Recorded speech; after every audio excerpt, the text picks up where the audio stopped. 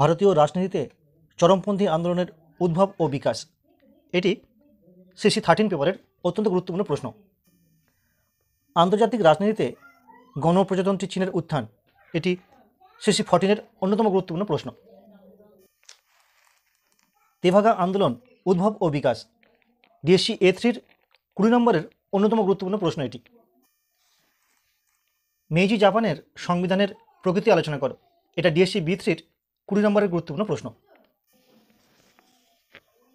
চৌরি চৌরার ঘটনা, প্রাক পুনঃস্থাপন জাপানে সামুরাই শ্রেণীর ভূমিকা কী ছিল? মেইজি জাপানে আধুনিক শিক্ষা ব্যবস্থা গড়ে তোলার উদ্দেশ্য বা বিভিন্ন পদক্ষেপগুলি আলোচনা করো। টোকুগাওয়া শোগুনতন্ত্রের যুগে জাপানের সামাজিক স্তরবিন্যাস কী ছিল? মাউন্টব্যাটেন প্ল্যান বা পরিকল্পনা সম্পর্কে সংক্ষিপ্ত টিকা লেখো।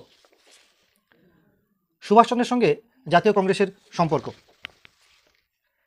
দুই মহাযুদ্ধের মধ্যবর্তী পর্বে ভারতের কৃষক আন্দোলন। কোরিয়া যুদ্ধের কারণ ও তার ফলাফল আলোচনা করো। 1858 সালের হ্যারিস চুক্তি সম্পর্কে সংক্ষিপ্ত টিকা লেখো। পোর্টসমাউথের সন্ধি চুক্তির শর্তাবলী আলোচনা করো। বঙ্গভঙ্গের পিছনে লর্ড কার্জনের উদ্দেশ্য কী ছিল? কমোডোর পেরির অভিযান অথবা জাপানের ইতিহাসে 1853 সালের তাৎপর্য আলোচনা করো। টোকুগাওয়া শোগুনতন্ত্রের পতনের কারণ আলোচনা করো।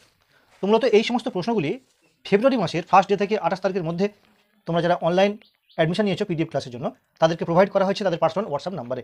তো তোমরা যারা চাইছো এই নোটসগুলো নিতে, তো তোমরা এই নাম্বারে হোয়াটসঅ্যাপ করতে পারো। আমি বলে দেবো কীভাবে তোমরা পিডিএফগুলো পাবে।